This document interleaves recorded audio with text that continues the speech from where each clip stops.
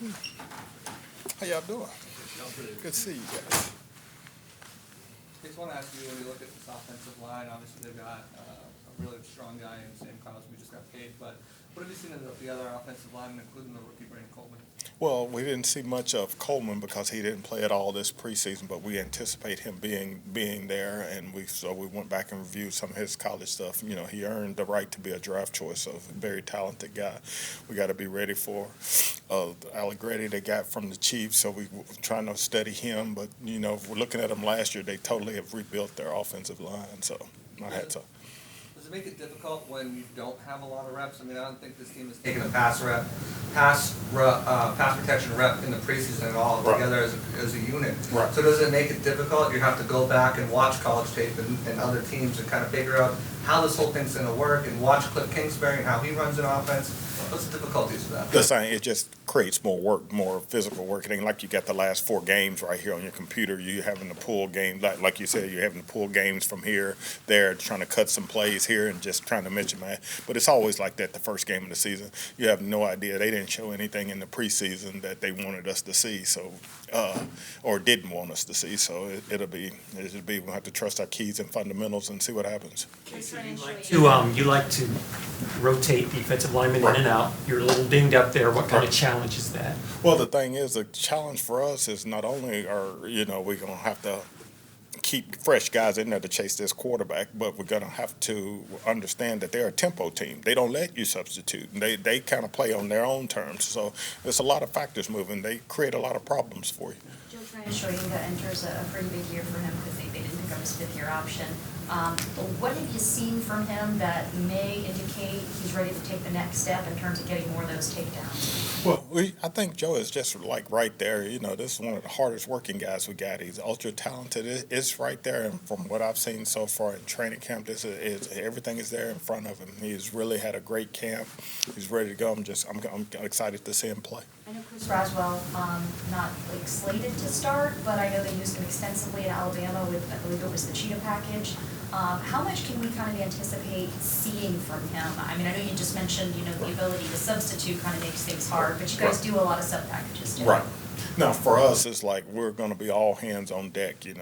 All our guys. The way the versatility of our defense, we can plug a lot of guys in a lot of different roles. So that helped that we have a lot of guys that can do a lot of different jobs. So that's kind of the way we'll roll into this game. How important do you think it was for the development of Kalijah Kancey, who missed all of preseason last year? He missed a little bit of time this preseason, but overall had a lot more practices. How important do you think that is for him heading into week 1? Well, the more reps you can get, the better. Like last year, he missed all of every preseason game, and then he was kind of still dinged up going into the first game of the year. Right now, having a full offseason, I think that can only help him. When you look at Bulls' defense, the tendency is you get after the quarterback. You send a lot of blitzes, a lot of exotic looks, and does that kind of hamper your edge rusher's ability to kind of get to the quarterback and sack him because they know blitz is coming, so they're preaching to the quarterback, we've got to get this ball out quick. Does that limit some of their opportunities sometimes to get the sacks? Well, when the ball comes out fast, it's going to be hard to get the sack. But that's kind of our mantra. We would love to be able to line up with 4 all the time and drop 7 and play. But that's really not who we are. That is really not our MO. We'll bring 4, but we'll bring a different kind of 4. We want to keep them guessing that away. You know what I'm saying? And we are not one to sit here and say, did he have 10 sacks? Did he have 8 sacks? We want to look at the team because as a team, we had 48 or we had 47. That's kind of where we want to be. We're not. Now, when you got guys we had in the past that could get 14, 15 sacks, let's go, let's send him, line him up. But that's not really predicated how we want to affect the quarterback a lot of different ways. So pressures and disruptions is what you're looking for more so than that. There you go. Kacy, your D-line obviously is such a veteran group inside, but on the outside, 4 of your 6 are first or second year guys. Right. I'm sure there are things you love about that and things that may be more challenging, but how much do you like that the youth of that position? Well, the youth is good. You know, it's funny, like if you, as we related going back in the last, we played a lot of young guys last year too. So for us, it's just the next man up, the way we go. We got a lot of young guys, but as looking at it from the preseason, OTAs, whatever, I think we got a good mix of youth and experience because you're going to need the young guys. Them old legs don't move as well as them the young ones. So I think we got a pretty good mix that way, you know, and we'll just kind of line up and see where we go. With the additional versatility that you guys have on the back end, with, you know, Jordan coming back here, getting a lot of reps kind of as like a two-deep safety in New York, Tyke Smith coming along, all those guys getting cross-trained as safeties.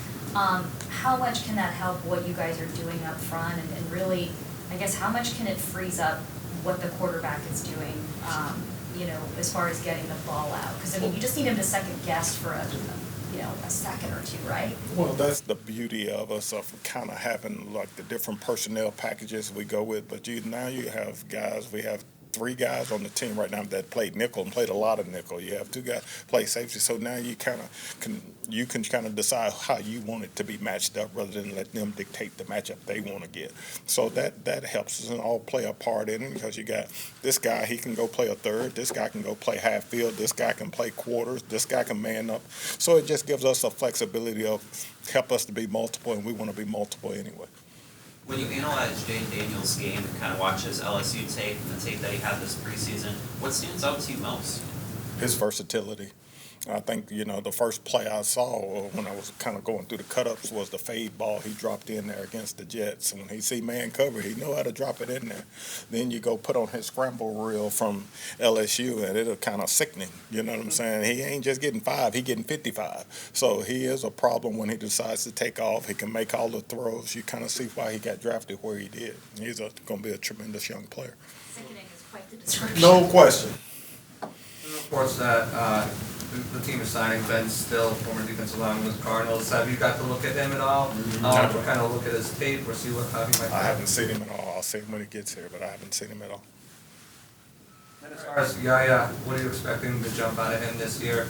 Obviously, you know, spent the offseason working, he's getting stronger. Also doing pliability to work on his bend a little bit there. What have you seen out of him that makes you have high hopes? Before he got banged up, I thought he might have been having the best camp of anyone. I'm curious to sit and watch him play. I just think he's a tremendous, tremendous player since he kind of stepped foot on, got through the rookie part, and from the midpoint of the season on, he took off and didn't look back. So we expect good big things from him. What areas did you see him jump in? I mean, because I know that he worked a lot to build his strength. I don't know if he was able to expand kind of his toolbox from a pass rush standpoint. The thing is, he had a lot of tools coming in, and the thing you look at him, you know, the stronger he gets, just going to make him more powerful. So that adds to the power rush and just the things you can do. And you're talking about a guy that's can do a lot of things physically, and the versatility. He can be on the right, he can be on the left, he could be inside, he could be standing. You know, he's a valuable player. The symmetry Last question. between the defensive, the front 7 and the secondary is always plays on coverage sacks and pressure sacks situations for interceptions. What have you seen out of your secondary this year that's got you excited that, you know, your guys are going to be able to attack more and they'll be able to make more plays on the back end as well? The multiplicity of things they will enable us to do, kind of like we talked earlier about. You got guys that have been at nickel. You can put anybody. You got a couple of guys you can put at nickel. You got a couple of guys you can put at safety. You got a guy who can put at corner. A lot of the things we do, it really complements because of the versatility we have right now. All right, that's all for today. Thanks, guys.